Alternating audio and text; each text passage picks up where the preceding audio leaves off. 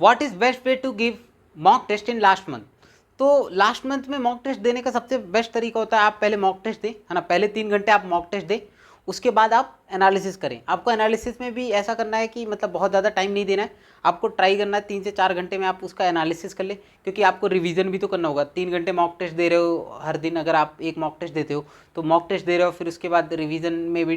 Time लगेगा, थोड़ा बहुत आपको करना पड़ेगा। तो आपको 3 घंटे मॉक टेस्ट देना है, 3 घंटे आपको उसका एनालिसिस करना है। एनालिसिस में 4 चीज़ें होंगी, जैसे आपने क्वेश्चन सॉल्व किया तो 4 चीज़ें होंगी। पहला, आपका क्वेश्चन सॉल्व हो गया होगा और आंसर आ गया होगा, ठीक है, तो ये क्वेश्चन को आपको दोबारा देखने की जरूरत नहीं है। दूसरी चीज़ जो है, दूसरे क्वेश्चन होंगे वो जो क्वेश्चन आपने सॉल्व तो किए, आंसर भी निकाला, बट आंसर गलत आ गया होगा।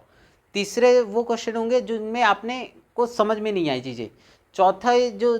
क्वेश्चन होंगे उनमें आपने टाइम कम, मतलब ज़्यादा लगने के कारण आपने सॉल्व नहीं किया। तो इसमें जो सबसे इंपॉर्टेंट पार्ट होता है, पहला तो जो सॉल्व हो गए सही, वो तो ठीक है, ठीक है, उनमें देखने की ज़रूरत नहीं है। दूसरे जो क्वेश्चंस थे जो इनकरेक्ट हो गए, आपने आंसर फॉर एग्जांपल ए किया और आंसर सी है, तो ये मोस्ट इंपॉर्टेंट पॉइंट है कि आपको ये क्वेश्चंस में पता करना पड़ेगा आपका आंसर क्यों गलत हुआ। आपने कैलकुलेशन गलत की थी या क्या मिस्टेक थी, माइनर मिस्टेक, कैसी मिस्टेक थी, आपको ये चीज़ आपको समझनी पड़ेगी कि अच्छा कॉन्सेप्चुअल मिस्टेक हो रहा है या प्लस माइनस कुछ हो गया या छोटी मोटी कैलकुलेशन कर दी, और जो भी मिस्टेक है आपको उसको बहुत हद तक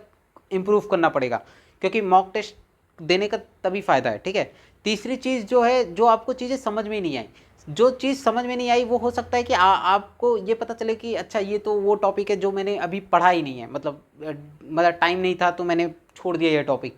तो अगर ऐसी चीज़ है तो आप हो सकता है उसको आगे भी छोड़ दो, बट अगेन अगर अगर आपको ऐसा लगे कि 3-4 मॉक टेस्ट देने के बाद कि ये चीज़ तो बार बार आ रही है, यही टॉपिक मतलब सेम क्वेश्चन नहीं दिख रहा है ना, तो आप फिर उस टॉपिक को पढ़ें, क्योंकि वो क्वेश्चन उस वो जो क्वेश्चन आ गया है मतलब बार बार आ रहा है, तो वो हाईली वेटेज वाला क्वेश्चन है, तो आप उस चीज़ को करें, ठीक है। चौथी जो चीज़ थी हमारी कि जो क्वेश्चन आपने सॉल्व किया और टाइम ज़्यादा लग रहा है, उसमें आपको ये करना है कि अच्छा टाइम क्यों लग रहा है ज़्यादा, क्या मैं जो सोल्यूशन सोच रहा था वो सही था या गलत था। मतलब पहले तो आपको ये देखना पड़ेगा कि जो मैं कर रहा था वो मतलब टाइम अगर मेरे पास होता तो सॉल्व कर लेता मैं पूरा एट द एंड, तो क्या मतलब उसका आउटपुट क्या होता कि आंसर निकल जाता कि नहीं, है ना। अगर आंसर निकल जाता तो आपको ये देखना पड़ेगा क्या कहीं उसकी ट्रिक उरिक तो नहीं होती, कि आप पता चला स्टैंडर्ड तरीके से जा रहे हो, कि लोगों के पास ट्रिक भी होती है जो लोग यूज़ कर लेते हैं। अगर ट्रिक होती है तो आप ट्राई करें कि ट्रिक को याद रखें, है ना, अगर वो क्वेश्चन इंपॉर्टेंट है तो, है ना। और अगर वो क्वेश्चन मतलब बार बार नहीं आता है कि मतलब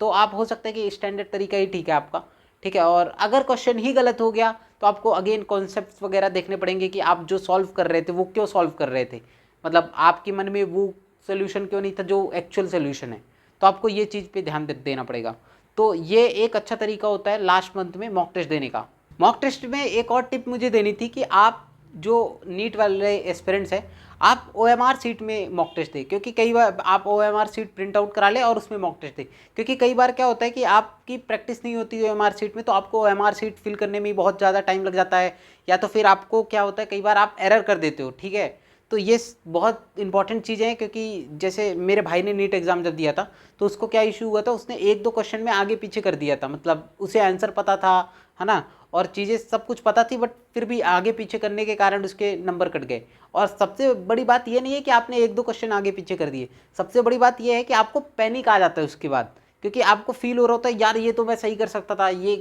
तो ये गलत हो जाएगा। आपको पहले से पता चल गया अच्छा बी ऑप्शन सही था, मैंने सी मार्क कर दिया OMR सीट में, तो ये चीज़ें पैनिक क्रिएट करेंगी पेपर में। हाँ, अगर एट द एंड आप OMR सीट फिल करते हो तो ठीक भी है, बट अगर आप बीच बीच में OMR सीट फिल करते जाते हो, जो कि बेटर ऑप्शन है, क्योंकि लगातार, क्योंकि फिर अगर लास्ट में एकदम आप वो करते हो OMR सीट फिल करते हो तो कई बार लगातार आंसर आपके मिसमैच हो जाते हैं कि आपने गलत OMR सीट में फिल कर दिया। तो आपको OMR सीट में करना है और आपको जो गलतियां हैं उनको मिनिमाइज़ करना है, ठीक है। और आपको सही तरीका OMR सीट को आप कब फिल करेंगे ये भी आपको निकालना है कि 10-10 क्वेश्चन सॉल्व करके OMR सीट फिल करूँगा या कैसे फिल करना है, आपको ये चीज़ डिसाइड करनी पड़ेगी। Thank you.